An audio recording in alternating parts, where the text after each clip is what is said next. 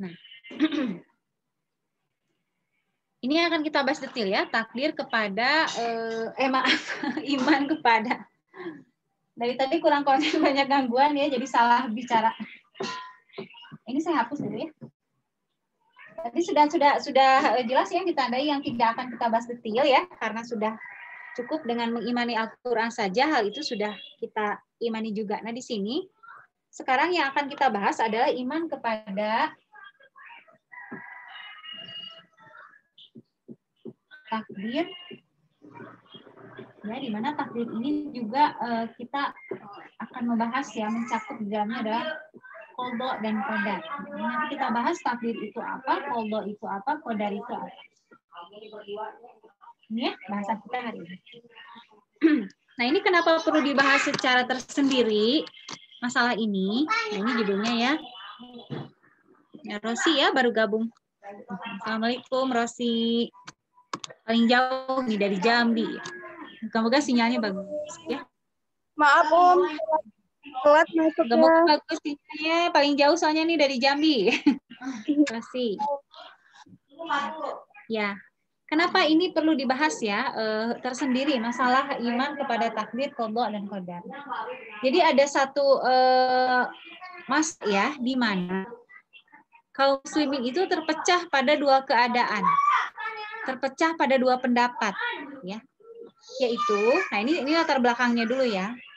Jadi umat Islam ini terpecah pada dua pendapat berkaitan dengan masalah takdir, yaitu pertama, di sini ada golongan yang namanya golongan fatalis. Fatalis atau kalau bahasa Arabnya itu jabariyah. Jabariyah artinya adalah pasrah. Golongan jabariyah yang artinya adalah pasrah. Nah, gitu ya. Mungkin pernah dengar ungkapan kayak begini ya. Ini sudah takdir saya gitu, bahwa saya menjadi orang miskin. Nah, pernah ungkapan kayak gitu. Jadi saya sudah ditakdirkan menjadi orang miskin, sudah seperti ini, sehingga saya tidak punya kekuasaan, tidak punya upaya untuk mengubah diri saya. Saya sudah ditakdirkan Allah menjadi orang miskin. Nah, pernah dengar ya kayak gitu? Nah, kurang lebih golongan fatalis atau jabariyah pasrah ini tuh orang yang seperti itu. Jadi orang punya pemahaman takdir Allah itu telah menjadikan dirinya tidak mampu berbuat apa-apa, gitu ya. Jadi semua yang semua yang dia alami di dunia ini semua adalah menurut orang Jabariyah atau fatalis ini adalah semuanya adalah kehendak Allah, gitu. Semuanya adalah kekuasaan Allah. Jadi manusia ini menurut orang-orang Jabariyah ini itu hidup di dunia ini ibarat wayang gitu, ibarat boneka. Jadi kita ini ada yang memainkan, apapun yang kita alami dalam kehidupan ini semuanya adalah paksaan gitu loh, paksaan dari Allah gitu. Jabariyah tadi pasrah ya. Jadi menurut mereka manusia itu nggak ada daya upaya, apapun yang terjadi pada dirinya tadi, kondisinya misalnya miskin ya orang tadi, atau bahkan yang lebih ekstrim itu ada yang ketika dia berbuat maksiat atau dia berbuat dosa, dia juga menganggap itu adalah paksaan dari Allah. Sudah ditakdirkan saya itu jadi pencuri gitu, bahkan ada yang seperti itu gitu ya. Dan ujungnya dari pemahaman orang Jabariyah ini adalah bahwa pada akhirnya keputusan yang diterima oleh setiap manusia, apakah dia masuk surga atau neraka kelak gitu ya, itu pun merupakan paksaan manusia itu pasrah. Nah, ini golongan Jabariyah gitu yang pertama. Nah, kemudian golongan yang keduanya ini yang ekstrimnya, yang kebalikannya. Ya. Nah, ini golongan yang kebalikan dari golongan fatalis atau Jabariyah ini, yaitu orang yang berpemahaman ya udah. Nah, yang kedua ini orang yang berpemahaman bebas ya. Golongan yang kedua ini bebas. Bebas itu apa? Jadi manusia itu apapun yang terjadi pada dirinya itu semua adalah kehendak manusia. Tadi ya, dia mau miskin, dia mau kaya, dia mau mengalami hal-hal yang sial gitu ya, atau hal-hal yang buruk. Nah itu juga adalah hasil dari perbuatan dia sendiri, gitu. Jadi ya, ini misalnya begini, ada orang yang kaya, misal gitu ya. Nah orang yang kaya ini, dia menjadi kaya itu adalah hasil usaha dia, gitu. Menurut orang yang mengambil pemahaman takdir yang kedua ini. Gitu. Jadi dia menjadi kaya itu usaha dia, gitu.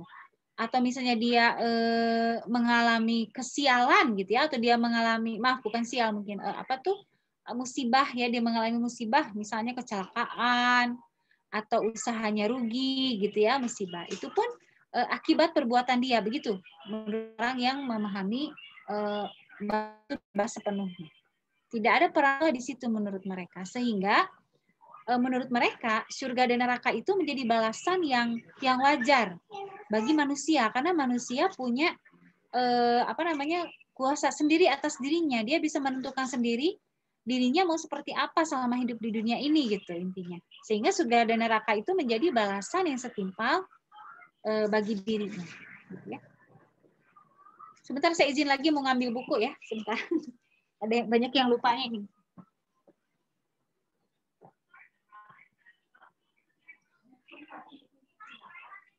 Lihat,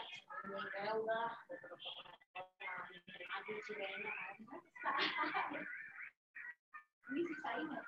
Kok bahasa Arab?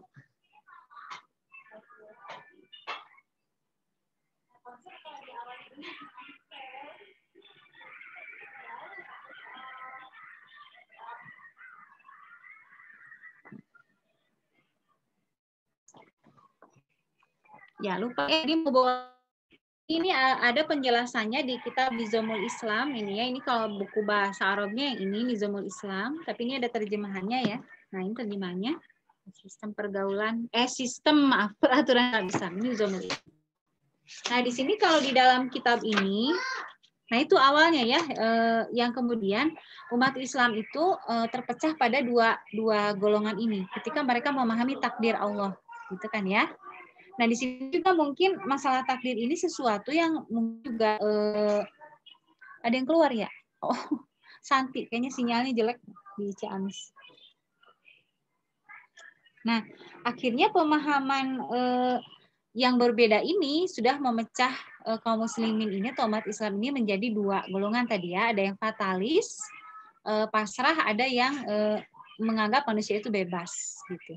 Sebetulnya di antara dua golongan ini, golongan yang pasrah dengan yang bebas ini, sebetulnya di tengah-tengahnya ada golongan Ahlus Sunnah wal Jamaah. Tapi nggak akan saya bahas secara detail karena khawatir terlalu melebar bahasan kita. Jadi Ahlus Sunnah wal Jamaah itu nanti intinya ingin menjembatani antara dua ini. Yang satu mau sangat membebaskan manusia, yang satu menganggap manusia itu pasrah. Tidak ada daya upaya. Nah, Ahlus Sunnah wal Jamaah itu jadi seperti ada di tengah-tengahnya gitu, seperti berusaha menggabungkan antara dua perbedaan ini. Gitu. Tapi kemudian juga atau saya gambarkan sedikit, tapi moga-moga nggak jadi pusing ya, karena saya awal ngaji takdir qadar itu lumayan menyerap materinya itu gitu ya, karena nanti ada pengaruh-pengaruh juga pemikiran filsafat sih sebetulnya yang membuat kita menjadi terpecah ya pada beberapa pemahaman takdir qadar ini. Nah, di antara dua golongan ini kita pernah dengar ya. Nah, Ahlus Sunnah wal Jamaah ini berupaya menjembatani perbedaan di antara dua golongan yang ekstrim ini. Yang satu membebaskan manusia sama sekali, gitu ya. Yang satu menganggap manusia itu pasrah tadi kan, tidak memiliki kuasa atas dirinya. Nah, Ahlus Sunnah wal Jamaah itu berada di tengah-tengah. Jadi berusaha akhirnya buat mereka nih, gitu ya. Mereka memahami bahwa manusia itu memiliki kuasa, memiliki wewenang ya atas dirinya sampai batas tertentu. Gitu. Jadi kayak di tengah-tengah ya. Jadi nggak bebas banget, tapi juga manusia itu nggak pasrah gitu. Bisa berikhtiar, bisa berusaha, tapi sampai batas tertentu. Nah, ini untuk contoh memang agak membingungkan ya, nggak usah dibikin pusing ya. Ini pendahuluan aja. Contoh gambarannya itu seperti gini kalau pemahaman Ahlussunnah wal Jamaah ya. Kalau menurut orang-orang Jabariyah tadi atau orang yang menganggap manusia itu pasrah, tidak punya daya upaya. Contoh misalnya saya berencana mau ngambil spidol ini dari atas meja misalnya ya. Nah, ini rencana saya, keinginan saya. Kemudian ternyata memang saya pada akhirnya bisa mengambil spidol ini dari atas meja. Nah, menurut orang Jabariyah ini bukan keinginan saya, ini juga bukan usaha atau upaya saya sampai akhirnya bisa ngambil spidol ini. Ini semua adalah kehendak Allah, yang menggerakkan tangan kita mengambil spidol juga itu Allah. Pokoknya kita tuh kayak boneka, itulah intinya ya. Nggak ada peran kita sama sekali. Jadi ketika pun kita ngambil benda ini, spidol ini semua Allah yang tentukan. Allah yang menggerakkan tangan kita. Gimana aja boneka gitu kan. Ada yang menggerakkannya. Nah, kalau yang sebaliknya tadi yang menganggap manusia itu bebas sebebas-bebasnya, menganggap seperti tadi itu tidak ada sama sekali peran Allah di situ, yaitu mengambil spidol ini keinginan kita, atau bahasa Arab itu keinginan itu irodah ya. Irodah kita atau keinginan kita, termasuk ya tangan kita sendiri yang bergerak mengambil spidol itu. Nah, itu menurut golongan yang sebaliknya gitu ya.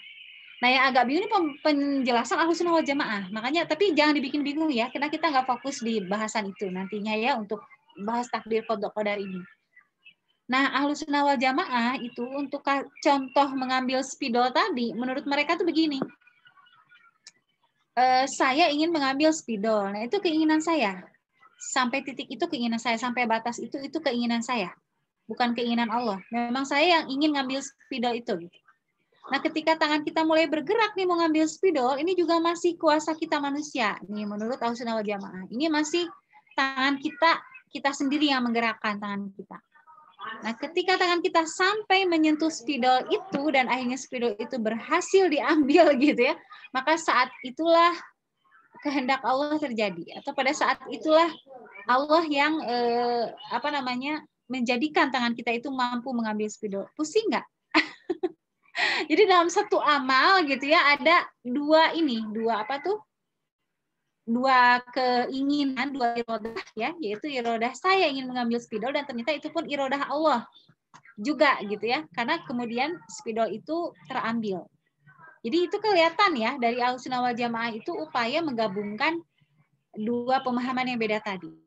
Jadi sebagian ada usaha manusianya, sebagian ada campur tangan Allahnya. Begitu kalau Ahlussunnah wal Jamaah. Gitu ya. Nah, kita tidak usah berpusing-pusing dan terjebak dengan tiga kelompok yang berbeda ini gitu ya. Karena di bahasan kita kali ini kita ingin memperjelas sebetulnya membahas takdir qada dan qadar itu, haruskah kita mengira-ngira menerka-nerka irodah Allah atau tidak, atau seperti apa? Nah, itu yang akan kita bahas hari ini ya. Kenapa penting saya ingin membahas ini? Karena ini sangat berkaitan dengan amal kita sehari-hari ya. Jangan sampai kita berpasrah pada hal yang salah. Gitu, menganggap kita harus pasrah pada suatu perkara, padahal di perkara itu kita diwajibkan oleh Allah berikhtiar misalnya gitu ya. Atau sebaliknya, ada satu perkara yang kita di situ hanya cukup bersabar dan ikhlas saja. Gitu. Tapi kita di situ nggak mengambil sikap itu, ujungnya kita menjadi tidak ikhlas, menjadi mungkin merasa Allah tidak adil. Nah, itu kan fatal ya. Nah, itu berawal dari pemahaman terhadap takdir qada dan qadar yang salah. Gitu ya. Kalau agak pusing wajar, karena membahas ini memang agak berpikir keras. Tapi ini bekal yang luar biasa. Kalau sudah paham, insya Allah membuat kita jelas bagi kita amal yang harus kita optimalkan ya selama kita hidup di dunia ini dengan yang tidak perlu kita pusingkan. Jangan sampai saat ini di antara kita masih ada yang memusingkan hal-hal yang seharusnya tidak dipusingkan. Gitu ya. Belum kegambar ya, wajar ya, karena kita belum masuk ke bahasanya. Nah, ini saya hapus dulu ya. Ini pendahuluan aja nih. Tadi ada golongan yang Jabariyah tadi, fatalis ya, dengan golongan yang bebas itu nggak usah terlalu dipikirin lah. Itu cuma pendahuluan yang menjadi alasan kenapa kita perlu membahas takdir qada qadar ini ya. Semoga tulisannya terlihat ya. Nah, ini. Nah, sekarang saya mau mengali dengan begini dulu. Kalau kita mau membahas mengenai perbuatan manusia, tadi kan dari tadi tuh yang dibahas tuh perbuatan manusia ya. Seperti tadi misalnya, seseorang melakukan maksiat. Nah, seseorang melakukan taat misalnya, atau tadi kayak saya ngambil spidol, itu semua kan perbuatan ya, perbuatan manusia kan. Dari tadi itu obrolannya itu tentang perbuatan manusia gitu. Dan kemudian berujung pada pertanyaan, apakah perbuatan itu dipaksakan oleh Allah agar manusia berbuat seperti itu, atau manusianya sendiri yang memilih untuk berbuat seperti itu? Kan dari tadi fokus bahasanya ke situ ya, gitu kan ya. Berarti fokus bahasan kita pertama ini adalah tentang perbuatan manusia. Ini dulu, kita berawal dari sini dulu. Perbuatan manusia. Nah, dari sini. Tadi ya, dengan berbagai contoh perbuatannya. Apakah perbuatan baik ataukah buruk. Gitu ya, pokoknya perbuatan manusia secara umum. Nah, seharusnya, kenapa sih kok tadi jadi pusing gitu ya? Akhirnya, ini mungkin sebagian ada kehendak Allah, tapi sebagiannya ada kehendak manusia. Atau semuanya kehendak Allah, atau semuanya kehendak manusia. Nah, kenapa itu menjadi pusing seperti itu ya? Akhirnya menjadi tidak jelas gitu ya, mana yang merupakan wilayah wewenang manusia dan bukan. Nah, itu kenapa seperti itu? Karena perbuatan manusia ini kemudian dikait-kaitkan dengan ini. Nah, dikait-kaitkan dengan ini. Pertama, irodah. Irodah Allah. Irodah itu apa tadi artinya? Kehendak ya. Nih, kehendak. Kehendak Allah. Nah, dikaitkan dengan ini. Kayak tadi kan, apakah ketika saya menjadi, nauzubillah ya, seorang pencuri misalnya, apakah itu kehendak Allah atau bukan? Nah, itu dicampurkan ke situ. Akhirnya bingung. Kenapa? Karena untuk meraba irodah Allah atau kehendak Allah, itu adalah sesuatu yang tidak ada di dalam jangkauan akal kita. Setuju nggak?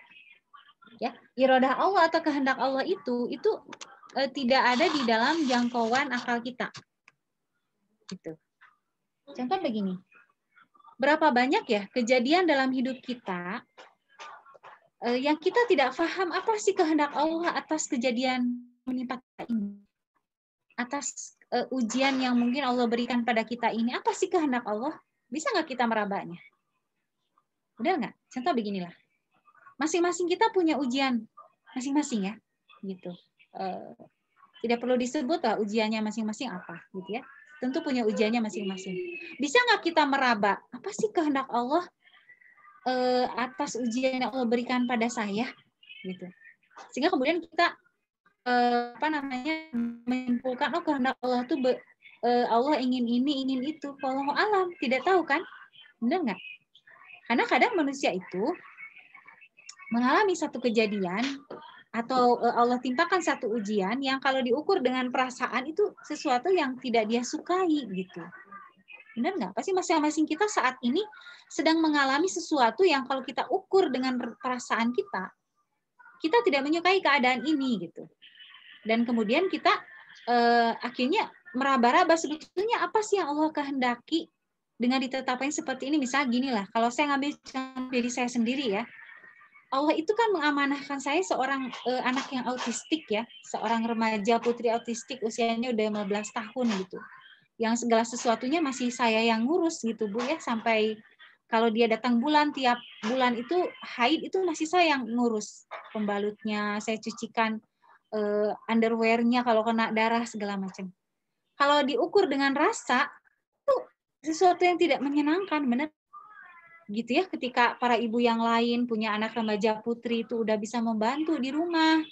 Usia 15 tahun itu kan anak perempuan udah sangat bisa diandalkan gitu kan ya. Secara keumuman tuh ya, bisa bantu cuci piring, bisa bantu menjaga adiknya lah, bahkan sebagian udah pintar masak gitu. Tapi kok anak saya kan boro-boro seperti itu gitu ya, bahkan untuk dirinya pun saya yang ngurus gitu. Nah itu kan saya nggak bisa meraba, misalnya apa sih kehendak Allah dengan menitipkan anak itu ke saya, gitu. Anak dengan kondisi seperti itu ke saya dan suami gitu. Itu kita kan nggak bisa meraba Bu, benar nggak? Walaupun kita mau paksakan terus ingin meraba, ingin sampai dapat, apa sih kehendak Allah? Itu nggak akan dapat. Yang ada cuma mengira-ngira aja. Gitu. Oh, mungkin Allah menghendaki supaya saya lebih sabar, gitu kan ya? Menghendaki supaya saya lebih bersyukur. Tapi itu kan hasil rabaan gitu lah ya, hasil kira-kira kita saja gitu. Termasuk juga dengan ujian ibu-ibu di sini masing-masing gitu. Mungkin Batika ada ujiannya apa, Santi ada ujiannya apa ya, Bahana juga, Rosi juga, masing-masing dari kita lah. Nah di sini kita yang membuat kadang tadi ya, kalau dalam pembahasan takdir itu membuat kita jadi hanya mencampur baurkan antara irodah Allah dengan apa yang menimpa kita. Nah itu akhirnya membuat kita tuh amal yang ditimbulkan itu menjadi amal yang justru tidak dikehendaki oleh Allah. Seperti misalnya apa? Jadi menggerutu misalnya, atau jadi sedih yang berkepanjangan gitu ya, atau menyalahkan Allah itu sendiri, menganggap Allah tidak adil dan lain sebagainya. Nauzubillah gitu ya. Dari tadi karena kita terus meraba kehendak Allah tadi. Jadi kalau kita mau bicara perbuatan manusia itu pisahkan dengan irodah Allah. Tidak usah kita tanya-tanyakan apa namanya tuh, irodah Allah tuh seperti apa gitu ya, apa yang Allah kehendaki itu di luar jangkauan kita.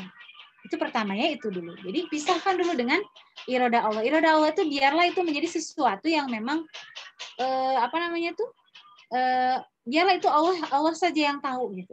Gitu ya, maksudnya Allah yang maha tahu gitu. Bahwa ketika Allah menetapkan apapun yang menimpa diri kita, keadaan kita seperti apapun, itu adalah biarlah Allah yang maha mengetahui irodahnya seperti apa.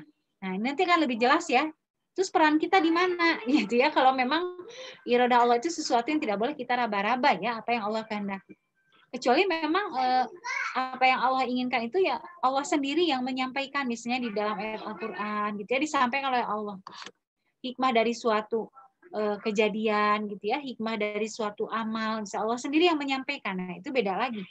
Ya, seperti hikmah dari sholat itu ya, di dalam salah satu ayat Al-Qur'an disampaikan hikmah sholat adalah tanha anil fahsya wal munkar kan ya, mencegah dari perbuatan keji dan munkar. Itu kan Allah sendiri yang menyampaikan bahwa irodah Allah atau kehendak Allah dari disyariatkannya sholat adalah mencegah dari perbuatan keji dan munkar ya. Kecuali Allah sendiri menyampaikan gitu. Kalau memang tidak Allah sampaikan gitu ya apa yang menjadi irodahnya, nah itu kita tidak boleh meraba-raba kemudian akhirnya sampai pada kesimpulan yang salah. Seperti tadi ya, akhirnya karena mau meraba nih, mau mencampur adukan perbuatan manusia dengan irodah Allah, akhirnya kesimpulannya terpecahlah ya umat Islam itu pada golongan-golongan yang tadi. Ada yang menganggap perbuatan manusia itu sepenuhnya kehendak Allah, manusia tidak punya kuasa sama sekali atas dirinya, tidak bisa memilih gitu ya. Sedangkan yang sebaliknya tadi malah berpendapat manusia itu sangat bebas malah gitu ya. Tidak ada peran campur tangan Allah sama sekali. Nah, kembali ke sini ya, ke whiteboard-nya. Jadi kayak ibu guru ya, nulis di papan tulis. Nggak apa-apa ya. Di sini ya, nah kita kembali ke sini. Nah, ini berarti ini simpan ya. Ini nanti di mana dong kita menaruhnya? Ini insyaallah nanti di terakhir nanti kita bahas ya. Jadi ini kita simpan dulu irodah Allah ini karena sesuatu yang tidak terjangkau oleh akal kita. Nah, udah ini kita simpan aja dulu ya. Karena itu lapangan keimanan sebetulnya, lapangan akidah. Jadi cukup kita simpan dalam hati kita, dalam ranah keyakinan. Bahwa kita bahwa apapun yang menjadi irodah Allah atau kehendak Allah tuh, maka itu yang terbaik dari Allah. Walaupun kadang mungkin tadi ya, akal kita nggak bisa merabanya atau nggak bisa memahaminya. Ini Bu Dewi gabungnya. Sekarang kita fokus ke perbuatan manusia saja. Kita amati perbuatan manusia secara umum, bukan cuma muslim ya. Manusia secara umum, baik dia muslim ataupun kafir. Nah, perbuatan manusia ini, kalau kita amati dengan pengamatan yang mendalam ya, yang teliti, maka dia akan terbagi menjadi dua perbuatan manusia ini. Ini hasil pengamatan ya. Pertama adalah ada yang namanya, jadi terbagi pada dua wilayah perbuatan manusia, pada dua wilayah, ngerti nggak wilayah maksudnya? Maksudnya dua inilah ya, dua wilayah itu gini, saya gambarkannya begini aja supaya mudah ya. Nah ini manusia itu, ini manusia ya, dia perbuatannya gitu ya, itu terbagi kepada dua wilayah nih. Satu 2. Nah, ada wilayah pertama di sini, ya. Wilayah pertama di sini ini adalah yang disebut dengan qada dan qadar. Nah, ini ya sudah masuk ke judul. Nah, yang wilayah pertama ini, inilah qada dan qadar. Wilayah pertama. Qada itu apa? Qada itu artinya ketetapan Allah. Ini qada. Ketetapan Allah. Kelihatan nggak dulu? Semoga jelas ya. Nah, ketetapan Allah ya. Qada itu ketetapan Allah. Nah, sesuatu yang disebut qada ini bisa berupa apa namanya tuh? Bisa berupa contoh qada penciptaan. Ini contohnya ya. Qada atau ketetapan Allah itu bisa berupa penciptaan manusia. Itu masuk kepada qada. Maksudnya apa? Bahwa Allah itu sudah menetapkan dalam qada ini penciptaan manusia itu misalnya bahwa manusia itu sudah Allah ciptakan memiliki mata yang tidak bisa menembus pandangan atau sesuatu di balik tembok misalnya. Sudah Allah tetapkan seperti itu. Gitu ya.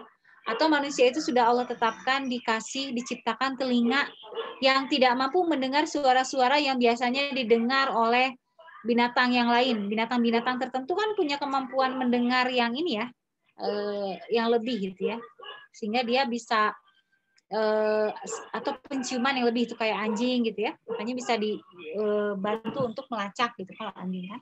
Nah itu sudah ketetapan manusia gitu ya. Dan pada wilayah qada ini, pada qada penciptaan ini kita sama sekali tidak memiliki peran di situ ya, tidak ada sama sekali peran manusia atau ikut campur tangan manusia. Ketika Allah menciptakan kita dengan kondisi fisik kita seperti ini sudah ketetapan Allah. Termasuk, itu kan tadi manusia secara umum ya, semua manusia seperti itu, matanya seperti itu, telinganya seperti itu, gitu ya. Manusia secara umum tuh demikian. Termasuk penciptaan-penciptaan yang menjadi karakteristik setiap manusia. Itu juga masuk kepada qada atau ketetapan Allah. Misalnya begini, Allah menciptakan si A dengan warna kulitnya putih, misalnya ya. Rambutnya lurus, hidungnya mancung. Itu qada, ketetapan Allah. Tidak ada campur tangan manusia sama sekali. Pernahkah orang tua dari si A ini ketika ibunya mengandung dia, kemudian bisa punya peran, kalau bayi yang saya kandung ini mau saya jadikan kulitnya putih deh, mau saya jadikan hidungnya mancung, bisa nggak? Nggak bisa sama sekali. Kecuali ada genetis keturunan gitu ya, ada genetisnya memang berkulit putih dan berhidung mancung. Kalau nggak ada ya tidak ada peran sama sekali, gitu ya. Nah kemudian sedangkan yang lain itu memiliki fisik yang beda lagi, misalnya rambutnya keriting gitu, kulitnya hitam, itu juga qada penciptaan, ya ketentuan dari Allah. Nah, disinilah yang masuk yang saya singgung di awal tadi. Manusia kadang di daerah qada ini, di sini mereka pusing. Maksudnya apa? Itu mereka pusingkan. Kenapa ya kulit saya hitam? Kenapa hidung saya pesek? Gitu kan? Akhirnya mereka menempuh berbagai jalan supaya kulitnya putih, hidungnya mancung. Jadilah orang-orang yang frustasi seperti opa-opa Korea. Di sini ada yang ngefans nggak sama opa Korea? Pas saya mah suka geli ya lihat artis-artis Korea itu karena rasanya terlalu gimana ya, jadi kayak boneka ya, kan hasil oplas ya, hasil oplasi plastik gitu ya. Jadi memusingkan hal-hal yang sebetulnya sudah menjadi ketetapan Allah gitu. Tapi beda ya Bu ya antara perawatan dengan mengubah, itu beda. Kalau perawatan, apalagi ibu di sini pengen suaminya semakin sayang, itu wajib itu kalau itu ya, merawat diri kita. Tapi mengubah, nah itu ya, kayak tadi operasi plastik. Karena pengen hidungnya mancung, ditambahin gitu ya, pakai plastik, berapa senti gitu. Disuntiklah silikon, segala macam. Nah itu ya, nah ini udah mulai clear kan, kenapa kita penting memahami takdir qada qadar, agar kita tidak memusingkan hal-hal yang sebenarnya tidak perlu kita pusingkan. Itu nggak perlu jadi pikiran, itu nggak perlu jadi stres, ya, dengan kondisi qada penciptaan itu secara fisik. Termasuk juga qada penciptaan bukan hanya secara fisik, juga di keluarga mana kita dilahirkan itu juga qada, gitu. Pernahkah kita bisa memilih, saya pengen dilahirkan di keluarga anu, nggak mau di keluarga ini? Pernah nggak? Bisa nggak memilih seperti itu? Nggak bisa gitu. Itu sudah Allah yang tetapkan bahwa kita ini dititipkan oleh Allah di rahim ibu kita. Yang kemudian ayah kita itu bapak anu, misalnya ibu kita bapak ini, gitu ya. Ada orang-orang tertentu yang kadang menyesali nasab ya Bu ya. Dia menyesali nasab itu kayak tadi. Dia seperti menyesal gitu ya, dilahirkan di keluarga ini, punya orang tua kayak begini, malu. Ada nggak yang kayak gitu? Orang zaman sekarang ada ya gitu. Padahal itu masuk kepada qada penciptaan juga yang tidak akan pernah ada peran apa namanya tuh ikut campur manusia di situ. Kita nggak bisa ikut campur di situ untuk mengubahnya itu nggak bisa. Bisa nggak kita mengubah nasab kita? Saya nggak mau bapak saya bapak ini itu sudah menjadi ayah kita gitu ya, bapak kita. Gitu. Yang Allah tetapkan darah kita itu dari beliau gitu ya. Nasab itu dari beliau. Kita itu apa tuh hasil pertemuan sel sperma dengan sel telur dari orang tua kita, bukan orang tua yang lain gitu. Sudah Allah ya. Hanya di sini di bagian yang ini masuk ke qada itu adalah selain tadi itu qada penciptaan ya. Qada penciptaan. Jadi yang masuk kepada qada itu tadi beberapa pertama penciptaan tadi ya, yang tadi saya jelaskan itu berarti masalah baik penciptaan secara fisik ataupun dia diciptakan misalnya di keluarga mana kayak tadi ya. Nah, itu qada ketetapan Allah. Kemudian juga yang masuk kepada qada itu adalah nah, ini nih yang sebenarnya pembahasannya panjang juga ya. Kalau ini saya membahas sangat garis besar gitu. Maksudnya sangat global, Bu. Masih belum dikuliti lah kalau ini mah ya. Masih kerangkanya, masih apa tuh namanya tuh cangkang-cangkangnya gitu ya. Belum sampai detailnya banget. Karena nanti masuk kepada qada juga nih, ini yang bahasanya bakal banyak juga. Yang masuk juga ada jodoh, ya. Ajal, berarti kapan kita meninggal gitu ya, ajal itu kan, rizki, ini masuk ke sini juga. Kemudian musibah, nah musibah itu masuk ke sini juga. Qada, ketetapan dari Allah. Nah itu ya. Jodoh, ajal, rizki, musibah yang menimpa kita ya. Peristiwa-peristiwa menimpa kita gitu ya, termasuk musibah di dalamnya itu masuk kepada qada ya, atau ketetapan Allah. Nah, contohnya misalnya poin pertama jodoh. Jodoh itu ketetapan Allah gitu. Jadi bisa nggak kita Bu milih jodoh kita? Dalam arti gini, misal di masa lalu, di masa muda, maksudnya masa remaja mungkin kita pernah menyukai seseorang lah gitu ya. Dan kita ingin dia itu yang jadi jodoh kita. Tapi ternyata bukan dia. Berarti siapa dong yang ngatur jodoh? Seandainya yang ngatur jodoh itu kita, enak dong gitu ya. Kita bisa menentukan dengan siapa kita tuh nikah. Gitu. Kalau zaman-zamannya lagi ABG dulu mungkin ngefans sama artis, pasti dipilih tuh artisnya gitu kan. Wah, saya pengen dong jadi istrinya artis siapa gitu. Kalau anak-anak muda zaman sekarang kan berarti pengen dong saya berjodohnya sama artis Korea gitu ya. Nah, ternyata kan enggak, bukan kita yang berhak menentukan ya. Banyaklah kejadian yang menunjukkan hal ini ya. Bagaimana orang yang sudah pacaran bertahun-tahun gitu ternyata nikahnya sama orang lain. Ada ya Bu ya kayak gitu kan? Atau sudah kenal lama tapi tidak pernah ada perasaan apa-apa, tidak pernah ada sesuatu yang spesial, bahkan kenal dari kecil gitu kan, berteman. Ternyata jodohnya sama dia. Gitu ya, kayak gitu Bu. Jadi banyak lah Bu ya kejadian-kejadian seperti itu kan. Dan mungkin masing-masing kita juga dengan jodoh yang sekarang Allah titipkan pada kita. Mungkin ada momen-momen yang kadang kalau kita flashback gitu ya, nggak nyangka ya gitu. Kita nikahnya sama ini gitu kan, gitu ya. Seperti itu ya Bu ya. Banyak ya kisah-kisah seperti itu. Jodoh kemudian ajal. Nah, sama ajal juga sesuatu yang merupakan ketetapan Allah di mana kalau kita melihat dalam beberapa hadis ya, jodoh, ajal, rizki, tadi musibah ya menimpa kita, itu semua kan sudah Allah tuliskan ketika ruh kita ditiupkan, benar nggak? Di rahim ibu kita pada usia sekitar 4 bulan. Ya. Oh gitu. Masukin kamar mandi untuk dimandiin sama AA. Nah gitu ya. Jadi apa namanya tuh? Itu sudah ditetapkan oleh Allah gitu ya. Ketika Allah meniupkan ruh kita ke dalam rahim ibu kita di usia sekitar 4 bulan itu beserta dengan jodohnya siapa. Kalau ketemu jodohnya di dunia. Karena ada orang yang jodohnya tidak ketemu di dunia. Ini. Kita mau cuci. Masih ada? Di depan ambil. Ada kan ya orang yang belum sempat menikah terus meninggal. Ada ya? Nah itu berarti jodohnya tidak di dunia. Tapi Allah memang berikan dia jodoh. Berarti jodohnya di akhirat. Kalau dia masuk surga berarti ketemu jodohnya di surga. Kalau dia masuk neraka berarti ketemu jodohnya di neraka. Jadi semua orang diberikan jodoh oleh Allah ya. Gitu. Kemudian apa tadi dituliskan lagi tuh ajal. Ya, jadi ajal kita sudah dituliskan Bu oleh Allah. Kapan kita meninggal itu sudah ditetapkan, usia kita sampai berapa itu sudah Allah tetapkan. Ketika Allah meniupkan ruh kita di rahim ibu kita. Nah, itu sesuatu yang tidak bisa diubah. Tidak bisa diubah, bahkan tidak bisa apa namanya tuh dimundurkan atau dimajukan walaupun hanya sesaat. Gitu ya. Saya jadi ingat ini Bu waktu saya kuliah dulu tuh ya terkesan sekali dengan cerita Agim nih. Mohon doanya juga ya, saya baca beritanya beliau lagi sakit ya Agim tuh ya, lagi dirawat di rumah sakit. Jadi Agim tuh ingin menggambarkan ini bahwa ajal itu bukan wewenang kita manusia.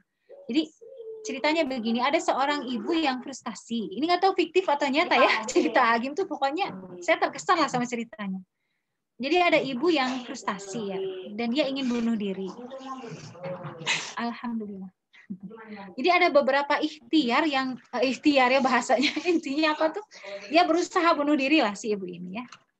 Ibu-ibu saya rencananya sampai jam 5, tapi karena kita mulainya telat sampai 5:15 nggak apa-apa ya, dilebihin dikit. Ikhtiar lagi. Enggak enak ya disebut ikhtiar bunuh diri, jangan ikhtiar deh, usaha aja ya. Usaha dia yang pertama untuk bunuh diri itu adalah saya lupa urutannya, pokoknya ada tiga upaya yang dilakukan ibu itu ya. Nggak apa-apa urutannya beda, nggak apa-apa ya. Nanti ceritanya nyampe lah gitu, pesan-pesannya. Jadi usaha pertama yang dilakukan oleh si ibu tadi adalah dia kalau tidak salah itu minum racun serangga. Minum racun serangga ya. Nah ketika dia minum racun serangga katanya keselak ya, akhirnya racun serangganya keluar lagi dari mulutnya, dia nggak mati gitu kan. Nah, udah dia mikir lagi, terus gimana saya ingin bunuh diri tadi kan. Akhirnya dia menempuh cara yang kedua, yaitu dia lompat ke dalam sumur. Nah, dia akhirnya mencari sumur. Setelah dia temukan sebuah sumur, dia lompat ke dalam sumur itu. Ternyata sumurnya pendek, Bu. Jadi dia nggak tenggelam sama sekali gitu ya. Airnya sedikit. Gitu. Akhirnya gagal lagi tuh usaha bunuh dirinya. Udah dia frustasi, terus gimana dong caranya? Akhirnya dia menempuh cara yang terakhir yang dia pikir itu akan berhasil ya. Dalam perkiraan dia, yaitu lompat dari gedung yang sangat tinggi. Nah kalau ini kan dalam akal manusia memang kayaknya memang nggak akan ada orang yang selamat gitu ya, lompat dari gedung yang sangat tinggi kan. Akhirnya dia lompat tuh, dia mencari gedungnya tinggi, sudah dapat tuh dia melompat dari gedungnya tinggi itu. Qadarullah, ternyata dia menimpa orang yang sedang olahraga lagi lari pagi di bawah. Menimpa orang, dan orang itu yang meninggal. Si ibunya enggak gitu. Nah, itu 3 usaha yang dia lakukan saking ingin bunuh diri. Berarti belum ajalnya, ini benar nggak Bu?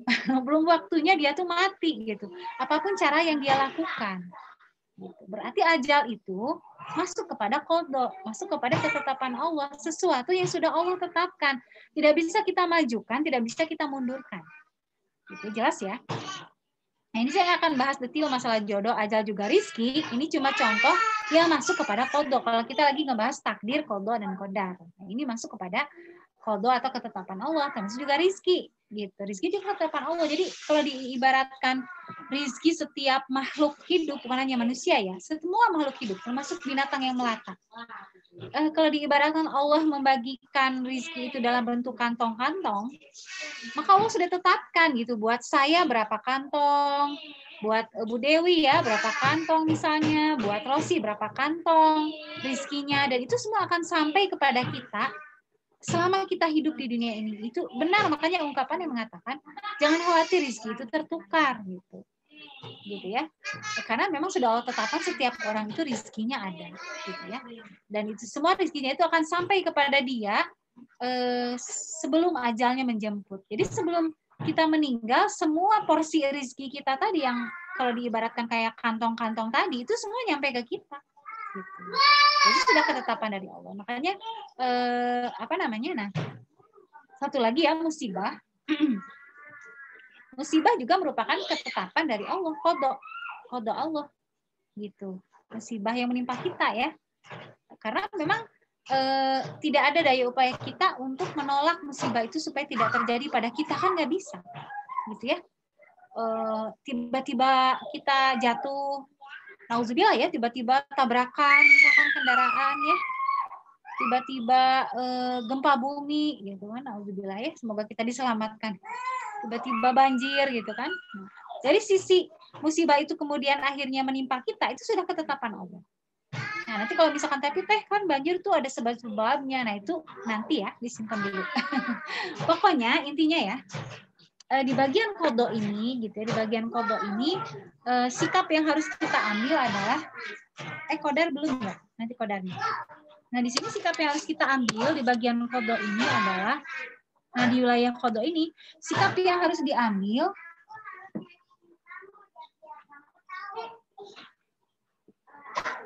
nih. Di sini pasrah dan ikhlas. Nah, ini sikap yang harus diambil di wilayah yang pertama ini, yang merupakan ketetapan Allah. Nah, pasrah dan ikhlas. Jelas nggak? Kurang jelas ya? Nah, itu pasrah dan ikhlas. Jadi sudah Allah tetapkan jodoh kita yang sekarang jadi suami kita, ikhlas, Bu. Ya, jangan ngungkit-ngungkit masa lalu. Nggak boleh ya.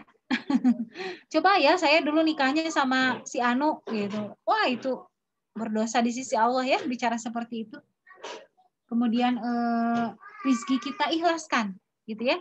Ketika suami kita sudah semaksimalnya mungkin di hari itu dia keluar mencari nafkah ya, yang dia dapat itu sekian, ikhlaskan. Pasrah ya, di sini itu begitu. Termasuk tadi qada penciptaannya yang poin 1 nih. Ikhlaskan bahwa warna kulit kita seperti ini gitu ya, nggak usah pusing-pusing pengen diputihkan gitu ya.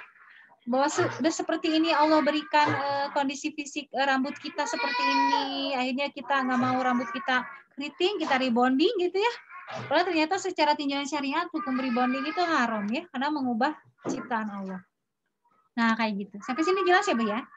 Inilah yang ingin saya tekankan, bahwa di wilayah ini kita tidak perlu pusing, tidak perlu ngedumel ya, tidak perlu menggerutu, dan akhirnya jadi tidak produktif gitu. Maksudnya tidak produktif apa? Ya kita jadi tidak tidak menghasilkan sesuatu yang bernilai ibadah gitu ya, tidak produktif itu maksudnya. Tadi kan terus menyesali gitu kan, suka ada ya yang seperti itu kan. Terus menyesali, kenapa saya nikah sama dia, menyesali jodoh gitu kan ya. Atau ngedumel hari itu misalkan suami tidak memberikan rupiah dengan jumlah yang sesuai dengan kita harapkan gitu kan, akhirnya ngedumel misalkan. Atau musibah yang menimpa kita, suka ada orang yang gitu ya, Bu. Dia terkena musibah.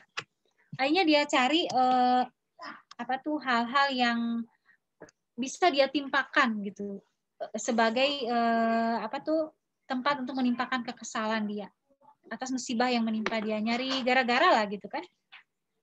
Waktu bahasan aku dulu Jain yang kapan tuh ada yang nanyakan, benar nggak sih ada istri pembawa sial? Nah, saya ngelihatnya dari sisi ini, Bu. Jadi rumah tangga yang Allah uji ya dengan musibah misalnya, itu nggak bisa kemudian mencari-cari misalnya, oh ini istrinya pembawa sial atau suaminya pembawa sial atau siapapun pembawa sial, nggak ada gitu cerita pembawa sial tuh nggak ada gitu.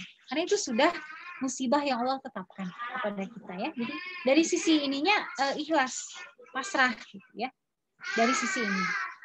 Nah, kemudian qadar juga masuk di wilayah yang pertama ini, Bu, qadar ya. Kalau qadar ini lebih mudah dipahami ya. Qadar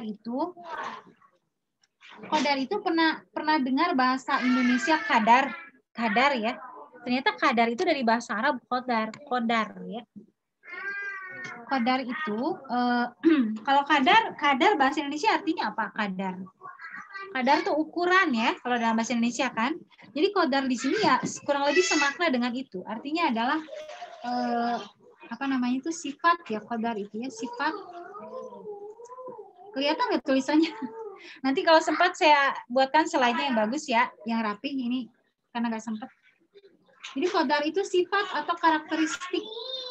Nah, karakteristik baik yang ada pada manusia, pada binatang ataupun pada benda-benda. Ini Allah yang tetapkan qadarnya atau karakteristiknya.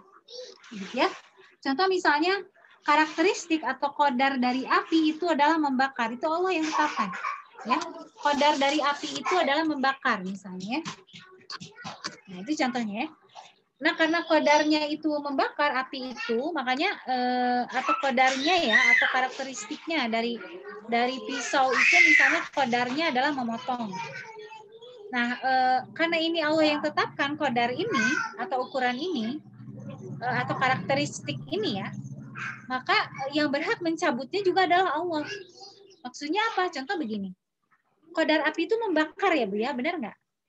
Tapi dalam kejadian dibakarnya Nabi Ibrahim alaihissalam oleh Raja Namrus, khasiat atau qadar dari api yang bisa membakar itu tuh dicabut oleh Allah pada saat itu. Sehingga api itu pada saat itu tidak bisa membakar Nabi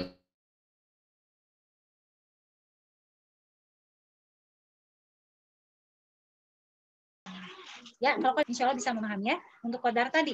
Jadi nanti kalau kenanya di manusia seperti kita, qadarnya itu apa ya? Qadarnya itu adalah potensi kita sebagai manusia. Kita punya kebutuhan jasmani seperti rasa lapar, rasa haus, rasa ngantuk ya, butuh untuk buang hajat, itu qadar kita. Kemudian kita memiliki juga naluri-naluri yang perlu dipenuhi ya.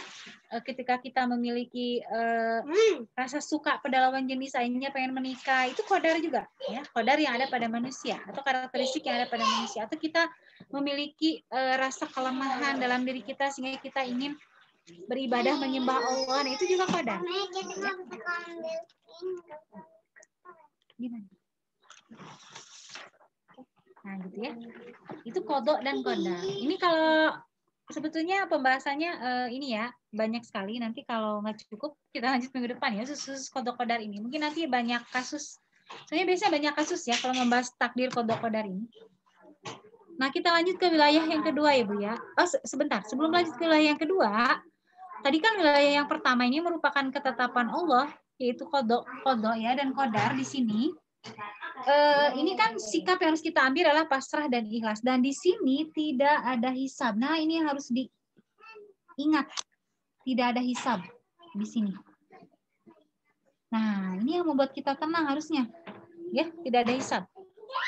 Jadi Allah tidak akan menghisab di hari akhirat nanti. Kenapa misalnya kenapa kamu berjodoh dengan si Anu? Nggak akan ditanya begitu. Kan Allah yang tetapkan gitu. Benar nggak? Gitu ya, di bagian qada ini. Kemudian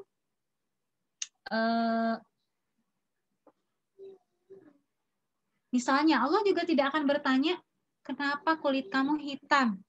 Nah, nggak akan dihisab warna kulit kita. Nggak akan ditanya oleh Allah kenapa bentuk rambutmu keriting, nggak lurus. Nggak akan ditanya. Kenapa? Karena itu Allah yang tetapkan, Allah yang buat, benar nggak? Ya nggak akan ditanya gitu. Nah inilah yang membuat kita tenang Bu tadi. Itulah mengapa Bilal bin Rabah yang sangat hitam masuk surga gitu, benar nggak? Gitu ya. Jadi tidak menjadi sesuatu yang harus Bilal pusingkan gitu. Kok aku hitam legam gitu ya, tidak seganteng Mus'ab bin Umair gitu kan. Kalau Mus'ab bin Umair itu kan pemuda yang ganteng, di sirahnya diceritakan seperti itu ya.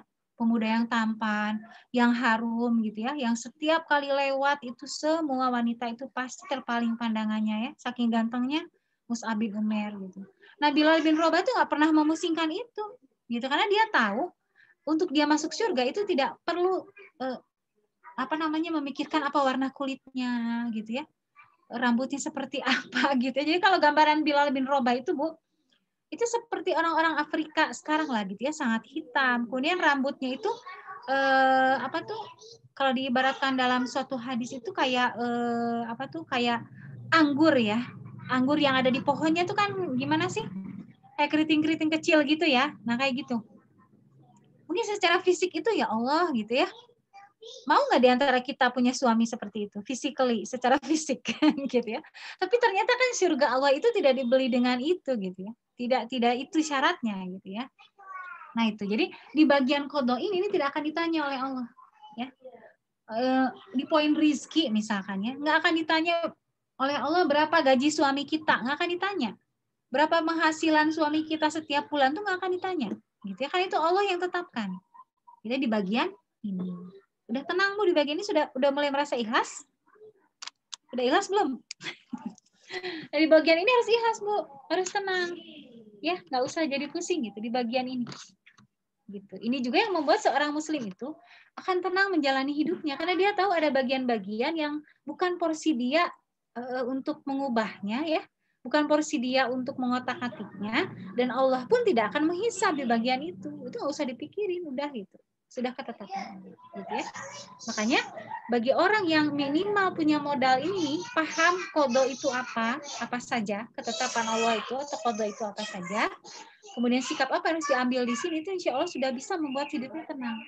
Dia nggak akan pusing melihat orang lain udah punya rumah, udah punya mobil gitu.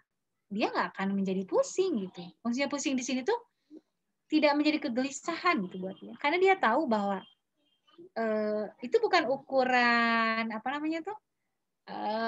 bahwa Allah tetapkan rezeki dia seperti itu ya, itu sudah Allah tetapkan gitu ya. Justru dia akan gelisah kalau misalkan hanya demi mengejar agar sama dengan orang lain, punya mobil, punya rumah, akhirnya mengambil misalnya jalan-jalan yang itu diharamkan oleh Allah gitu ya, ngambil cicilan kendaraan dengan sistem leasing yang di situ ada ribanya, ada bunganya gitu kan, ngambil pinjaman di bank gitu kan, kayak gitu.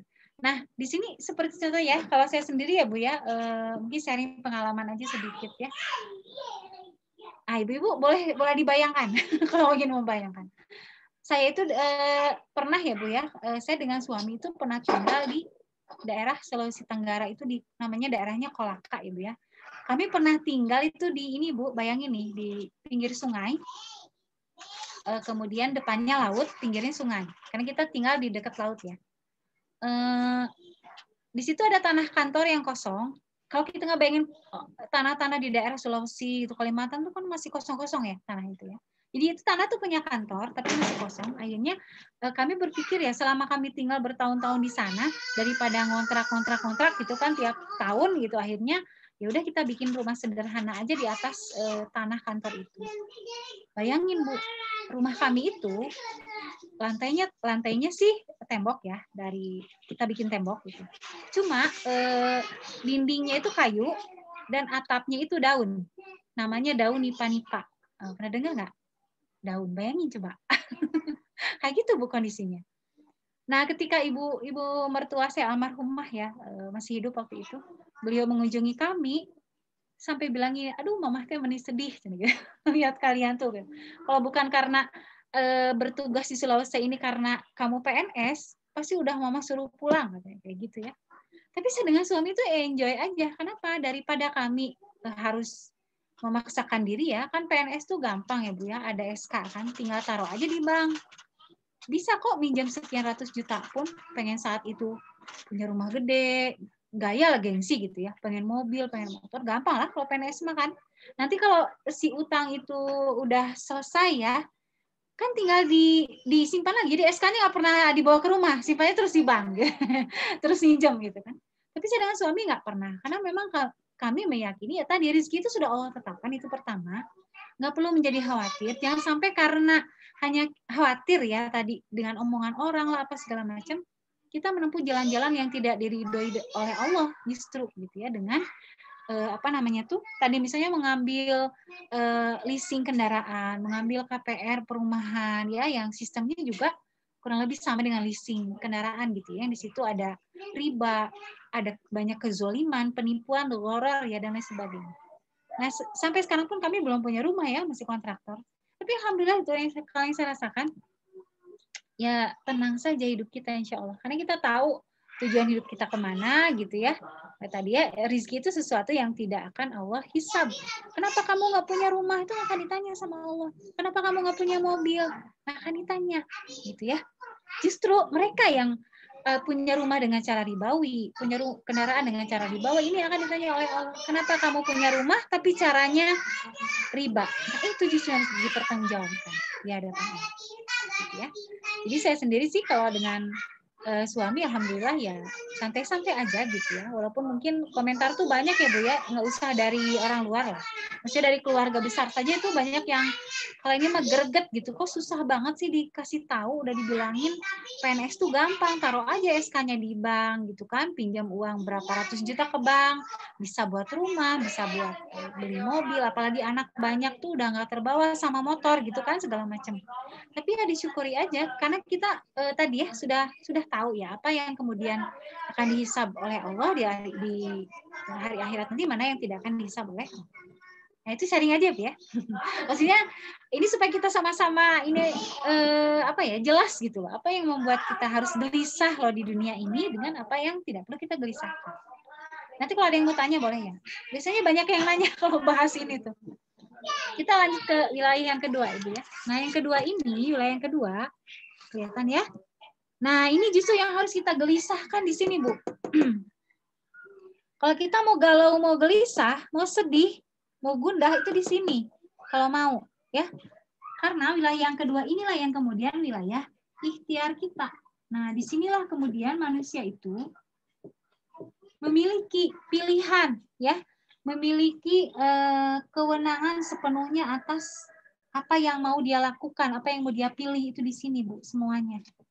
Jadi kalau kaitannya dengan yang ini nih, yang kodok, misalnya saya ambil satu contoh. Misalnya kita ambil rizki. Rizki itu kan berapa kadar rizki, atau tadi saya analogikan tuh kayak kantong-kantong mungkin ya, kalau misalnya dikantongin dari rizki kita gitu ya. Nah berapa kantongnya itu kan kodok Allah ya, ketetapan Allah, rizki tadi. Tapi bagaimana cara kita menjemput rizki itu, ikhtiarnya itu pilihan kita. Ya, apakah misalnya untuk menjemput rizki, ini misalnya ya, menjemput rizki. Kan yakin nih rizki kita itu semua sudah Allah tetapkan. Ya, ini udah clear ya, semuanya udah yakin nih. Nggak akan ketukar. Rizki saya nggak akan ketukar sama rizkinya Mbak Tia, misalnya nggak akan ketukar. Rizkinya Santi nggak akan ketukar sama rizkinya Rosi, nggak akan. Masing-masing punya kadarnya masing-masing. Udah ada ketetapannya. Tapi menjemputnya kayak gimana nih menjemput rizkinya? Apakah misalnya mau dengan cara tadi riba? Riba ya. Pernah dibahas tuh di grup Maratus Solihah, riba tuh apa ya? Atau mau dengan cara dagang? Bisa ya. Menjemput rizkinya itu. Atau misalnya mau dengan cara mencuri? Alhamdulillah ya, mencuri. Atau menjemput rizkinya mau jadi artis? Nah ya. Dan banyak pilihan-pilihan menjemput rezeki yang lain. Nah ini yang akan dihisab oleh Allah, Bu. Ini akan ditanya oleh Allah. Gitu. Jadi kalau misalnya ya, rezeki itu kan nggak selalu uang bentuknya ya, tidak selalu bisa kita nominalkan. Tapi kita ambil salah satu bentuk rezeki berupa nominal, misalnya, atau berupa uang ya. Misalnya, Allah sudah tetapkan kita itu dapat rezeki misalnya 10 juta misalnya. Nah, yang akan Allah tanya, 10 jutanya itu kan ketentuan dari Allah. Qada dari Allah bahwa kita sudah ditetapkan oleh Allah akan dapat rezeki berupa uang 10 juta. Nah, itu sudah ketetapan Allah. Tapi bagaimana cara kita mendapat 10 juta itu, ini akan Allah tanya. Gitu ya. Jadi Allah nggak akan bertanya, kenapa kamu dapatnya 10 juta, enggak 20 juta? Bukan begitu pertanyaan Allah di hari akhirat. Tapi akan Allah tanyakan itu, bagaimana cara kamu mendapatkan 10 juta itu? Apakah dengan dagang, dengan mencuri, dengan jadi artis, atau apa? Nah itu. Jadi ininya Bu yang dihisab oleh Allah. Ini mana dimainin kotakku? Ambilin lagi. Ya. Banyak iklannya ya. Nah, ini yang harus kita gelisahkan tadi. Ini harus kita galaukan tadi, gitu ya. Ini misalnya kalau para suami nih menafkahi keluarga, ke rumah datang gitu ya, pulang membawa sekian rupiah. Yang harus dia gelisahkan atau dia galaukan, kalaupun mau galau gitu ya, apakah dari rizki yang dia bawa ke rumah itu sudah ditempuh dengan ikhtiar yang halal. Nah itu harusnya, gitu ya. Itu rizki. Terus misalnya kita ambil, udah clear ya bedanya ini dengan ini? Udah mulai jelas ya? Kita ambil setelah rizki apa? Jodoh, misalnya ya, jodoh. Menjemput jodoh. Tadi menjemput rizki ya? Sekarang menjemput jodoh. Nah, bahwa jodoh kita itu si A, bukan si B. Jodoh kita itu suami kita yang sekarang, bukan lelaki yang mungkin pernah kita sukai di masa lalu gitu ya. Nah, itu ketetapan Allah gitu. Qada Allah. Sudah Allah tetapkan orangnya yang ini. Tapi ikhtiar menjemput jodohnya itu yang akan dihisab oleh Allah. Apakah kita pacaran? Nah, untuk dapat jodoh itu? Atau misalnya langsung nikah? Ya, nauzubillah sampai ada yang berzina misalnya. Nah, ininya Bu yang akan dihisab oleh Allah. Gitu. Jadi Allah tidak akan menanyakan kenapa jodoh kamu si A bukan si B. Bukan itu yang akan Allah tanyakan. Tapi yang akan Allah tanyakan, kenapa kamu bertemu dengan jodoh kamu itu, kenapa kamu pacaran dulu? Nah, pacarannya ini yang ditanyakan. Zinanya ini yang ditanyakan. Jelas, Bu? Jelas ya? Nah, kayak begitu. Udah mulai clear ya perbedaan di antara dua wilayah ini? Udah jelas ya? Nah, dari situ udah kelihatan kan? Mana yang harus kita gelisahkan, mana yang tidak perlu kita gelisahkan, Bu. Benar nggak? Udah jelas kan? Nah, jadi dari dua hal inilah kemudian kita bisa melihat bahwa di wilayah yang pertama inilah kemudian tidak ada hisab, di sini yang ada hisab. Wilayah yang kedua inilah yang ada hisab. Sehingga sikap yang harus diambil di wilayah yang kedua ini adalah optimis. Nah, ini sikap yang harus diambil. Optimis dan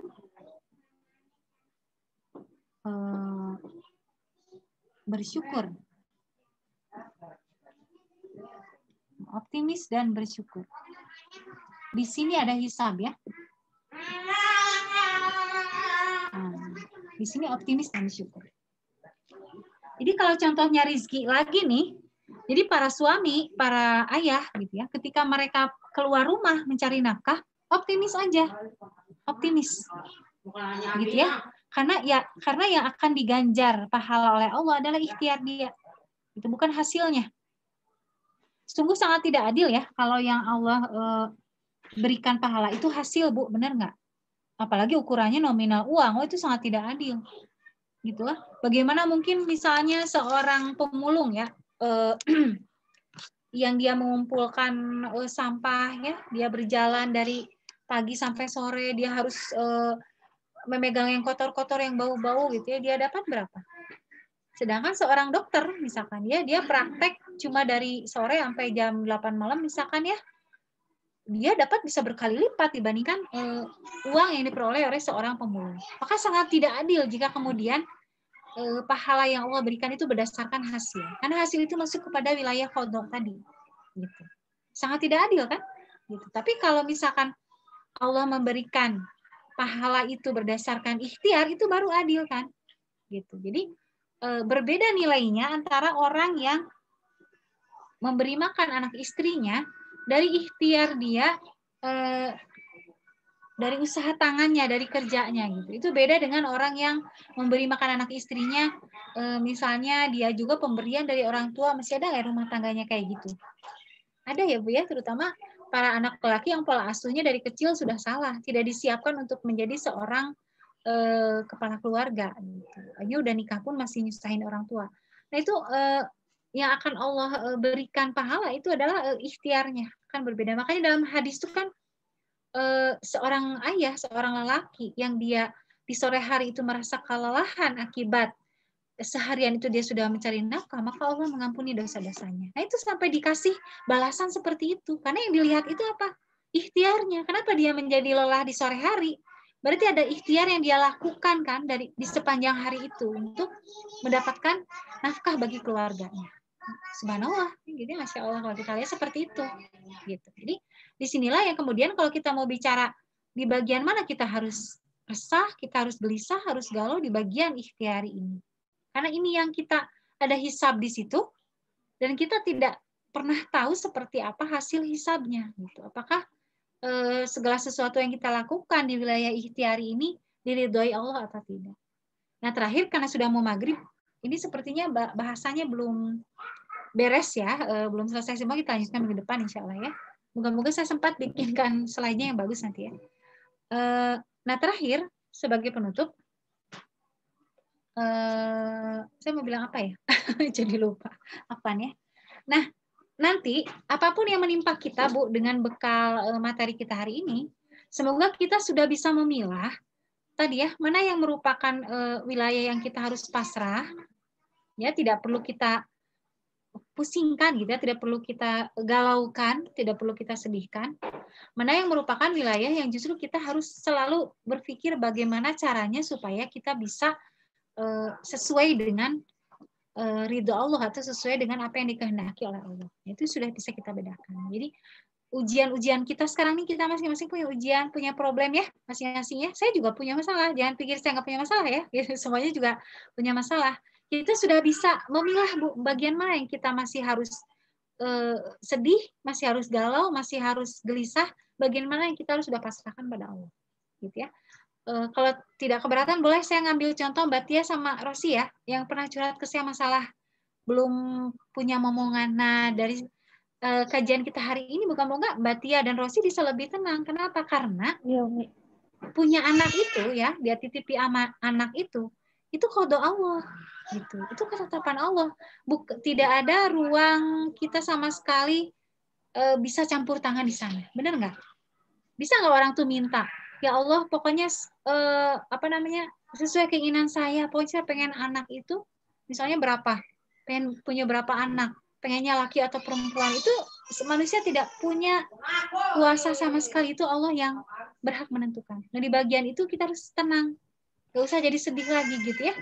Seperti misalkan anak saya 5, emang saya yang pengen, ya bukanlah gitu ya. Itu Allah yang tentukan gitu kan ya. Nah itu sesuatu yang harus membuat kita tenang gitu, bahwa itu tidak akan dihisab oleh Allah gitu ya. Justru mungkin orang-orang yang diamanahi Allah anak itu mungkin hisabnya lebih banyak ya dibandingkan yang tidak diamanahi anak ya. Kayak kita Bu Dewi ya, kita tuh insya Allah di hari akhirat akan Allah tanya anak-anak kita ini kita apain, kita didiknya seperti apa gitu ya. Anak-anak yang Allah amanahkan pada kita. Lebih khusus kalau saya ya karena diamanahi anak yang spesial itu juga. Jadi kalau saya sendiri ya Bu jujur aja nih, masih ya dengan kondisi anak saya, bayangin aja usia 15 tahun, anak perempuan gitu ya, masih segala saya yang ngurus. Ya saya masih, namanya manusia tuh manusiawi lah ya. Saya masih kadang nangis tuh masih, sedih itu masih ya. Kadang tuh masih gitu. Dan itu kadang pengaruh juga kayak gini misalnya. Kayak gini nih, sore nih ada jadwal ngisi kajian. Tapi misalkan di pagi hari atau di siang hari ada kejadian yang anak saya tuh yang autistik tadi ya, melakukan sesuatu lah gitu, yang membuat saya drop, misalnya tiba-tiba dia ngamuk misalnya ya. Anak saya tuh kalau ngamuk kadang bentur kepalanya di tembok gitu ya. Atau kadang dia masih ngompol Bu, masih pipis sembarangan, anak gadis bayangin gitu ya. Atau buang air besar juga kadang ya, masih juga di tempat tidur gitu kadang. Nah itu kadang membuat saya drop, jujur aja. Jadi sorenya itu kadang saya udah nggak semangat ngisi kajian deh gitu. Karena saya lagi capek, lagi sedih gitu kan ya. Tapi selalu kembali ke ini Bu, ke pemahaman qada qadar ini gitu. Bahwa Allah itu tidak akan bertanya kepada saya misalnya, kenapa kamu punya anak autis? Ya enggak lah, karena Allah yang titipkan gitu kan ya. Jadi yang ditanya oleh Allah itu, bagaimana sikap saya gitu ya, sikap suami dititipi Allah anak seperti ini. Apakah sabar, apakah marah-marah gitu ya, apakah dan lain-lain lah kayak gitu ya. Udah bisa memilah ya. Jadi kalau sekarang masing-masing kita punya masalah, kita pilih mana yang kita harus sudah pasrah, sudah harus ikhlas gitu ya.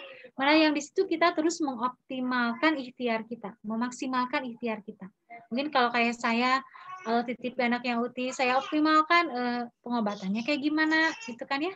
Mungkin buat Mbak Tia sama Rosi sudah ikhlas, insya Allah apapun yang Allah tetapkan, apakah akan dititipi anak atau tidak gitu ya. Itu sudah ikhlaskan, tapi optimal di ikhtiar, mungkin ikhtiar herbal gitu ya, mungkin ikhtiar ke dokter gitu ya. Atau sekarang tuh yang lagi ngetren tuh kan promil itu kayak makan rutop itu ya, kurma muda gitu kan ya. Bisa seperti itu ikhtiar. Jadi kita memisahkan kan dua wilayah ini. Jadi nanti dengan memisahkan dua wilayah ini dengan jelas, kalaupun hasil dari ikhtiar kita itu tidak sesuai dengan harapan kita akan kembalikan kepada bahwa hasil itu adalah ketetapan Allah. Dan Allah itu memberikan hasil apapun, maka itu insya Allah itu yang terbaik buat kita. Gitu. Karena kan kita itu ketika suatu hasil tidak sesuai dengan harapan kita, kalau sedih wajar, nggak masalah, namanya manusia ya, nggak sesuai harapan tuh wajar gitu ya.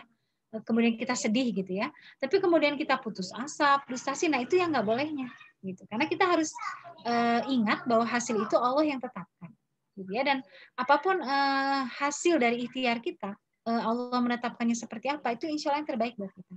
Makanya di dalam satu ayat Al-Quran Allah mengatakan, bisa jadi kamu membenci sesuatu, padahal itu sangat baik untukmu, gitu kan ya. Atau sebaliknya, bisa jadi kamu sangat menyukai sesuatu, padahal itu buruk bagimu. Itu mungkin ya bahasan kita masalah takdir qada dan qadar. Nah, mengapa ini saya khusus membahas rukun iman yang ke-6 ini sampai khusus satu bahasan hanya untuk membahas ini, karena memang panjang bahasannya.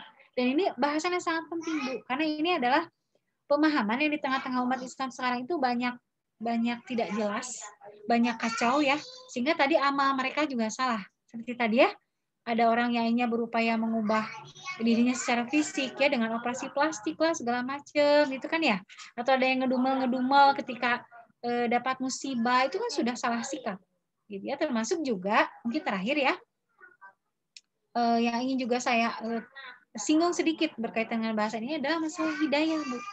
Nah, masalah hidayah.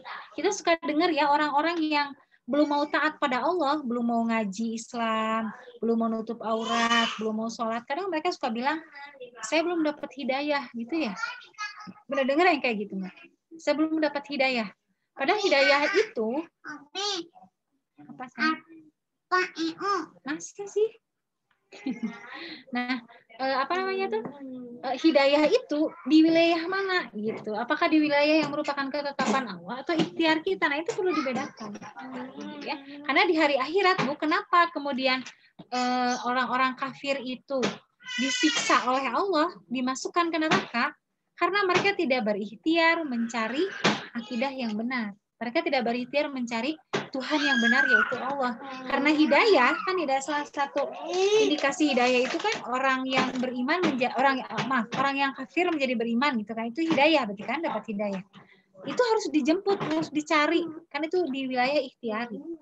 Jadi itulah mengapa orang kafir itu oleh Allah dihisab di hari akhirat gitu ya, sampai dia dimasukkan ke neraka karena dia tidak berikhtiar secara optimal bagaimana agar dia bisa menemukan Tuhan yang benar, yang Al-Khaliq yang benar, yaitu Allah Subhanahu wa Ta'ala.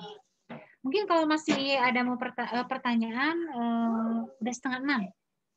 Boleh sih kalau ada yang mau nanya, satu aja tapi ya. Nah, ini bahasan takdir qada qadar belum selesai semuanya sebetulnya. Nanti kita lanjutkan minggu depan insya Allah ya. Mungkin masih ada yang kurang jelas. Ada yang mau nanya dulu nggak? Silakan. Ini udah ada yang keluar ya, mungkin sinyal ya. Ya silakan Mbak Tia ya. Umi. Ya, Umi, ini kan tadi itu ya, kalau menjemput ikhtiar itu kan tadi udah dijabarkan. Dari dagang, dari mencuri, atau ada yang jadi artis. Nah, kalau dulunya ada yang kerja di bagian riba, tapi udah berhenti, apakah nanti masih dihisap, Umi? Iya. Jadi kalau di dalam Islam itu ya, kemaksiatan ya, itu kan nanti maksiat ya. Dia mencari rezeki ya dengan cara riba. Kan definisi maksiat itu adalah setiap perbuatan yang tidak sesuai dengan aturan Allah, itu maksiat. Jadi maksiat itu tidak selalu identik dengan zina gitu ya, atau minum-minuman keras. Kalau di masyarakat kita kan maksiat itu ya. Padahal setiap perbuatan yang tidak sesuai dengan aturan Allah, maka itu maksiat. Nah, di dalam Islam maksiat itu apa ya namanya? Maksiat itu Islam itu jadi gini ya. Islam itu adalah satu syariat yang suatu amal itu tidak hanya disuruh saja, tapi ada penjagaannya. Bagaimana supaya amal itu kalau dia amal yang diperintahkan, bagaimana supaya amal ini tetap tertegak. Dan jika suatu amal ini suatu amal yang dilarang, bagaimana supaya orang itu tidak melakukan amal itu, dia ada penjagaannya namanya sanksi atau hukuman. Gitu. Dan sanksi ini, kalau kita bicara sanksi dalam konteks syariat, itu bukan sanksi di akhirat berupa siksa azab neraka, bukan, tapi sanksi di dunia, hukuman di dunia. Gitu. Contoh begini ya, dalam tinjauan fikih, setiap perbuatan maksiat itu pasti ada sanksinya di dunia. Contoh begini, orang yang berzina, udah pernah kita bahas ya? Kapan tuh ya? Saya lupa. Minggu lalu ya? Setiap pezina itu ada hukumannya di dalam Al-Quran, di dalam An-Nur ayat 2. Kalau pezinanya ini belum pernah nikah atau tidak ada dalam ikatan pernikahan, maka hukumannya adalah dia dicambuk atau dijilid ya dengan 100 kali cambukan. Nah, ini sanksi. Ya. Nah, sanksi ini fungsinya adalah pertama pencegah. Jadi mencegah supaya orang lain tidak berzina. Jadi orang lain yang punya niat berzina nih, melihat pelaku zina hukumannya kayak gitu, dia mengurungkan niatnya gitu. Jadi mencegah. Yang kedua, nah ini yang kedua nih yang nyambung dengan pertanyaan Mbak Tia tadi. Fungsi sanksi dalam Islam adalah menghapus dosa. Gitu. Jadi orang yang berzina dan di dunia ini dia sudah dikasih sanksi tadi berupa hukuman jilid atau cambuk 100 kali tadi, maka itu dosanya bersih. Jadi di hari akhirat nanti Allah tidak akan mempertanyakan lagi perbuatan dia yang itu karena sudah dihapus dosanya dengan sanksi yang ditegakkan di dunia. Nah, ini bisa kita ambil dari kisah siapa? Ma'iz itu ya, Ma'iz radhiyallahu anhu. Seorang lelaki yang berzina di masa Rasulullah kan. Dia datang ke hadapan Rasulullah mengaku sudah berzina, akhirnya dia dirajam. Ya, rajam itu kan hukuman pezina sampai dia mati.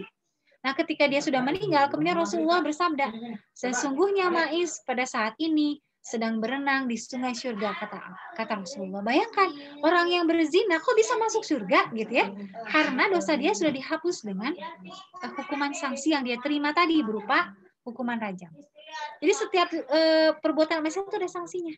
Ya, tadi pezina seperti itu, atau tadi yang ngambil riba itu ada sanksinya juga, gitu.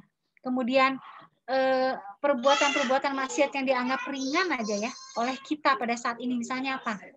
Ngomongin orang, rumpi, acara-acara gossip to infotainment, ya. Ternyata dalam tinjauan fikih Imam Syafi'i, orang yang membicarakan orang lain atau gibah itu hukumannya dicambuk 80 kali. Coba ngomongin orang. Jadi ibu-ibu ngumpul di tukang sayur di warung, ngerumpi, ngomongin orang, ngegosip, itu ada sanksinya dalam Islam. Nah, terus jadi pertanyaannya gimana kalau dosa-dosa atau maksiat-maksiat yang tidak diberikan sanksi di dunia, karena saat ini tidak ada yang menerapkan sanksi itu. Misal gini ya, sekarang ini kan orang berzina di mana-mana ya, benar nggak? Orang makan riba di mana-mana. Tapi kan hukuman-hukuman yang sudah Allah tetapkan sebagai sanksi ya, bagi aktivitas zina tadi, aktivitas riba tadi kan tidak ditegakkan. Tidak ada kan sekarang orang berzina dirajam, orang berzina dijilid, orang makan riba kemudian dikasih sanksi, kan nggak ada. Ya, berarti dosanya belum terhapus dan tetap akan dihisab di hari akhirat nanti. Terus gimana dong kalau misalnya sekarang itu kan banyak ya Bu ya, orang-orang ex-bank gitu kan, orang-orang yang bertobat dari riba kan, akhirnya dia keluar tuh dari pekerjaannya di bank karena nggak mau lagi berurusan dengan riba. Tapi kan misalnya dia tidak dapat sanksi tadi ya, sanksi secara syariatnya. Karena yang berhak menetapkan sanksi secara syariat seperti tadi, menghukum orang yang berzina dengan cara ribut ya anak saya, dengan cara dirajam atau tadi dijilid ya, atau pencuri dipotong tangan, itu yang berhak menjatuhkan hukuman itu seorang khalifah. Nah, khalifah itu kan sekarang tidak ada ya. Nah, itu bagaimana dong? Berarti masih dosa ya. Saat ini yang bisa dilakukan ya hanya tobat saja. tobat ya. Taubat itu taubatan nasuha artinya adalah bersungguh-sungguh tidak mengulangi lagi perbuatan maksiat tadi. Apakah Allah menerima taubatnya? Kemudian dosanya diampuni ya semoga saja, karena kalau kembali ke bahasan kita yang tadi, kalau sudah bicara iroda Allah atau kehendak Allah, apakah Allah berkehendak menghapuskan dosa orang tadi walaupun di dunia dia tidak mendapatkan sanksi? Secara syariat tadi misalnya ada orang yang berzina ya saat ini, kemudian dia kan nggak ada tuh khalifahnya yang menerapkan sanksi berupa hukuman cambuk atau rajam tadi misalnya, tapi dia bertaubat, dia benar-benar nggak pernah berzina lagi, dia mohon ampun pada Allah ya kita hanya berharap saja semoga memang Allah mengampuni. Tapi secara pembahasan sistem Islamnya gitu ya, harusnya gitu dosa-dosa itu sudah terhapuskan bahkan sejak masih di dunia gitu, karena memang Islam itu aturan yang lengkap Bu. Kalau kita lihat ya saat ini karena amal-amal itu hanya diperintahkan dan tidak ada sanksi, itu tidak pernah tertegak sempurna. Contoh sholat aja ya, sholat itu kan diperintahkan oleh Allah, benar nggak? Disuruh sholat orang itu, khusus laki-laki suruh sholat Jumat di hari Jumat. Tapi karena tidak pernah ada sanksi bagi orang yang tidak sholat, apakah tertegak secara sempurna nih kewajiban sholat? Ya enggak gitu. Tetap aja ada orang yang tidak sholat gitu ya. Tetap aja ada laki-laki yang pada hari Jumat siang itu berkeliaran di jalan-jalannya tidak melaksanakan sholat itu. Sebaliknya juga perbuatan yang dilarang oleh Allah tetap aja ada yang melakukan karena nggak ada sanksinya gitu. Kayak tadi orang berzina gitu kan, sanksinya Allah sudah tetapkan dalam An-Nur ayat 2. Dalam hadis Rasulullah juga menetapkan hukuman rajam begitu zina, tapi karena nggak ada nih sanksinya, nggak diterapkan, nggak ditegakkan gitu ya, orang berzina ya tetap ada gitu. Bahkan sudah menjadi suatu hal yang biasa kan. Miris ya kita melihat hasil survei bagaimana bisa kok dari sekian persen siswi SMP kebanyakan sudah merasakan yang namanya hubungan intim, sekian persennya udah hamil, coba Bu, karena nggak pernah ada sanksi yang tegas kan terhadap perbuatan maksiatan. Itu mungkin Mbak Tia ya bahasanya. Makanya Islam tuh Masya Allah ya aturan hidup yang sempurna gitu. Jadi kita tuh tidak hanya disuruh melakukan suatu amalan dan meninggalkan amalan yang lain tanpa ada penjagaannya. Penjagaannya ada sebetulnya berupa sanksi-sanksi tadi. Cuma karena sistem Islamnya tidak ada ya, khalifahnya tidak ada, yang menerapkan hukum Islamnya tidak ada saat ini, ya seperti inilah. Jadi syariat Islam itu sekarang sepotong-sepotong ya dijalankan tuh ya. Sholat bagi yang mau aja, pakai jilbab bagi yang mau aja gitu ya. Meninggalkan zina bagi yang tahan aja, kalau yang nggak tahan mana berzina ya berzina udah gitu ya, kayak gitu. Itu mungkin Mbak Tia ya. Semoga bisa menjawab ya. Iya Umi, terima kasih Umi. Ya, alhamdulillah ya sudah selesai. Karena ini juga mau maghrib. Nanti bahasan qada dan qadar ini kalau masih mau ada yang ditanyakan boleh minggu depan. Minggu depan insya Allah kita sebetulnya ganti topik ya, karena secara garis besar topik mengenai takdir qada dan qadar itu ya ini saja ya sebetulnya. Tapi biasanya dari bahasan ini tuh suka banyak pertanyaan nanti berkaitan dengan kasus-kasus biasa, gitu ya.